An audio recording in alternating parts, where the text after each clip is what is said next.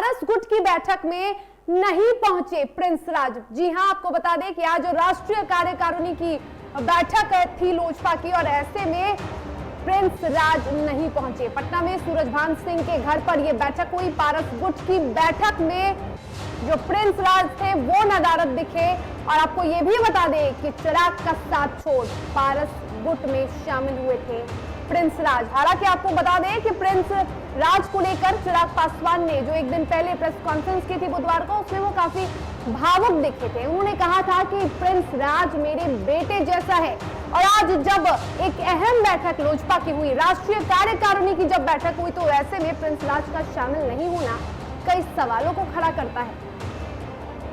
तो आज एक अहम बैठक थी पारस पशुपति पारस की गुट की और उस अहम बैठक में कई सांसद तो मौजूद रहे, लेकिन उसमें प्रिंस राज मौजूद नहीं रहे। बता दें कि 6 में से 5 सांसदों ने लोजपा से अलग मान्यता देने की बात कही है और ऐसे में पशुपति पारस को राष्ट्रीय अध्यक्ष बनाने की बात कही है, वो बागी हो गए हैं और इसमें प्रिंस राज भी शामिल थे। लेकिन प्रिंस राज ने आज बैठक में शामिल ना होकर कई सवालों को खड़ा किया। हालांकि आपको बता दें कि प्रिंस राज पटना पहुंच चुके हैं। बुधवार को ही वो पटना आए थे अपने चाचा पशुपति पारस और कई जो सांसद हैं, पूर्व सांसद की बात कर लेते हैं सूरजभान सिंह के साथ, वो भी आए थे। प्रिंस राज पटना पहुंचे थे, लेकिन आज की जो अहम बैठक हुई उसमें वो शामिल नहीं हुए।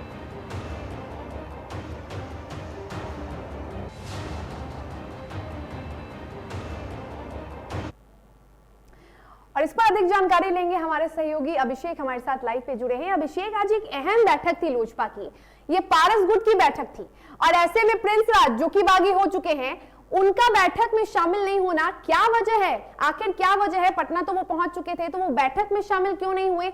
बड़ा सवाल खड़ा करता है। अभिषेक जी। जी बिल्कुल, देखिए आज जब हम इस बैठक से जुड़ी हुई खबर दिखा रहे थे तो हम लगातार ये कह रहे थे कि ये बैठक सिर्फ इसलिए महत्वपूर्ण नहीं है कि इस बैठक में पारस गुट की जो लोजपा है उसका राष्ट्रीय अध्यक्ष चुना जाना है, बल्कि इस बैठक से कुछ ऐसी चीज़ें सामने आ सकती है निकलकर जो सरप्राइज हो सकता है। तो ये सरप्राइज है। आप जानती हैं, हमारे दर्शक जानते हैं, बिहार जानता है कि इस वक्त जब दोनों गुट, पशुपति कुमार पारस का गुट और चिराग पासवान का गुट अपने अपने शक्ति प्रदर्शन में जुटा हुआ है। चिराग पासवान संविधान को हथियार बता रहे हैं, संविधान का हवाला देकर ये कह रहे हैं कि अब भी चीजें उनके हाथ में हैं और वो जो कर रहे हैं और वो अगर राष्ट्रीय अध्यक्ष पद पर हैं तो संविधान के हिसाब से हैं। पार्टी का जो संविधान है उसकी इजाजत उन्हें देता है। दूसरी तरफ पशुपति कुमार पारस संख्या बल का हवाला दे रहे हैं, कल तक संख्या बल का हवाला दे रहे थे। और अगर आज प्रिंस राज इस महत्वपूर्ण बैठक में नहीं पहुंचे हैं, शक्ति प्रदर्शन भी था ये बैठक जिसमें यह दिखाना भी था कि पार्टी के जो पारस गुट के जो सभी सांसद हैं और पार्टी की जो राष्ट्रीय कार्यकारिणी की बैठक अगर इसको कहा जा रहा है तो राष्ट्रीय कार्यकारिणी के सदस्य हैं, वो सभी सदस्य इस बैठक में मौजूद रहे हैं। लेकिन प्रिंस राज ने झटका दिया है। हालांकि प्रिंस राज जब इस बैठक में नहीं पहुंचे हैं तो कयासों का बाजार बिल्कुल गर्म हो गया है और ये बात बहुत ध्यान रखा जाना चाहिए, याद रखा जाना चाहिए कि कल जब चिराग पासवान दिल्ली में प्रेस कॉन्फ्रेंस कर रहे थे, बिल्कुल अभिषेक, प्रेस कॉन्फ्रेंस जब चिराग पासवान ने किया था तो उन्होंने एक इमोशनल कार्ड का इस्तेमाल किया था। हालांकि इस बात में सच्चाई भी है कि चिराग पासवान प्रिंस राज से बेहद करीब हैं और उन्होंने कहा भी था कि वो मेरे बेटे जैसा है, उससे ये उम्मीद मैंने नहीं की थी। तो क्या लगता है, क्या सच में प्रिंस राज को हिलाना थोड़ा मुश्किल साबित हो रहा है?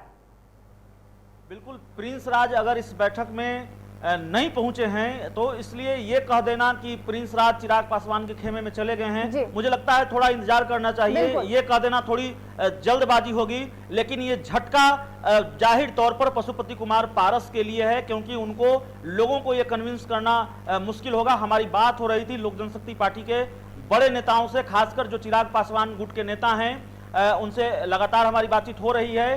तो हमने जब ये सवाल उनसे पूछा तो उन्होंने ये कहा कि आप बताइए कि अगर प्रिंस राज इस बैठक में नहीं पहुंचे हैं तो ये क्या दर्शाता है। हालांकि इसको लेकर विस्तृत जानकारी उन्होंने भी नहीं दी। तो फिलहाल कयासों का बाजार गर्म हुआ है। कोई बड़ी जानकारी, कोई पुष्ट जानकारी प्रिंस राज के इस बैठक से नदारत रहने को लेकर सामने नहीं आई है। लेकिन आप जानती हैं हर पल चीजें बदल रही है, घटनाक्रम हर पल दिलचस्प हो रहा है, घटनाक्रम लगातार बदल रहा है। तो जाहिर है प्रिंस राज इस बैठक से क्यों नदारत रहे उसको लेकर भी तस्वीर कुछ घंटों में साफ हो जाएगी, मुझे ऐसा लगता है। लेकिन प्रिंस राज अगर इस बैठक में नहीं पहुंचे हैं, खासकर आज की बैठक में, जब पशुपति कुमार पारस के लिए शक्ति प्रदर्शन बहुत जरूरी जी। है, यह दिखाना बहुत जरूरी है कि हमारे साथ पार्टी के जो 5 सांसद हैं वो हैं और संख्या बल हमारे साथ है, ये दावा पशुपति कुमार पारस कर चुके हैं। इसलिए मैं संसदीय दल का नेता हूं। ऐसे में प्रिंस राज का नदारत रहना पशुपति कुमार पारस के लिए बड़ा झटका है। आज शाम 5 बजे अभिषेक एक अहम प्रेस कॉन्फ्रेंस भी होने वाली है और इसमें राष्ट्रीय अध्यक्ष का भी फैसला होने वाला है। क्या लगता है, इस प्रेस कॉन्फ्रेंस में भी कुछ खास होने वाला है? बिल्कुल, इस प्रेस कॉन्फ्रेंस में तो जो ताजपोशी हुई है पशुपति कुमार पारस की, उसको लेकर जाहिर तौर पर ऐलान होगा। कई तरह के दावे चिराग पासवान की तरफ से भी किए गए हैं, उसको लेकर बातचीत होगी। संविधान को लेकर बहस हो रही है, जो लोक जनशक्ति पार्टी के संविधान को लेकर बहस है, उस पर पशुपति कुमार पारस बहुत कुछ कह चुके हैं। उम्मीद है आगे भी इसको लेकर वो कोई बड़ा बयान दे सकते हैं। और जिस तरह से ये खबर आ रही है और लगातार हमारे चैनल पर यह खबर चल रही है, हमने ये खबर दिखाई है और लगातार खबरें चल रही हैं, तो पशुपति कुमार पारस संभव है कि इस बात को लेकर भी सफाई दें कि आखिर क्या वजह रही कि प्रिंस राज इस बैठक में नहीं पहुंचे हैं।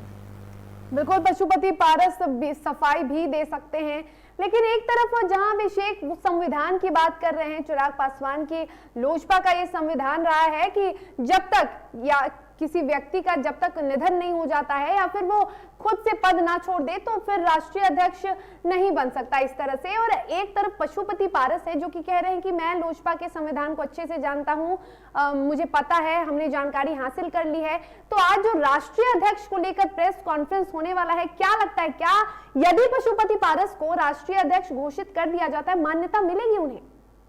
देखिए, बिल्कुल इस सवाल को लेकर तस्वीर तब साफ हो जाएगी जब चिराग पासवान कोर्ट का रुख करेंगे और कोर्ट का क्या फैसला आता है। लेकिन जाहिर तौर पर अगर शर्मिला चिराग पासवान ये कह रहे हैं कि पार्टी का संविधान पशुपति कुमार पारस को इसकी इजाजत नहीं देता कि वो पार्टी के राष्ट्रीय अध्यक्ष बने या फिर पार्टी के संसदीय दल के नेता के तौर पर चुने जाएं, और संविधान का हवाला देकर ही उन्होंने लोकसभा अध्यक्ष को चिट्ठी लिखी है और इस फैसले पर सवाल उठाया है कि आखिर कैसे पशुपति कुमार पारस को सदन में लोजपा संसदीय दल का नेता चुन लिया गया, उनको इस तौर पर मान्यता दे दी गई।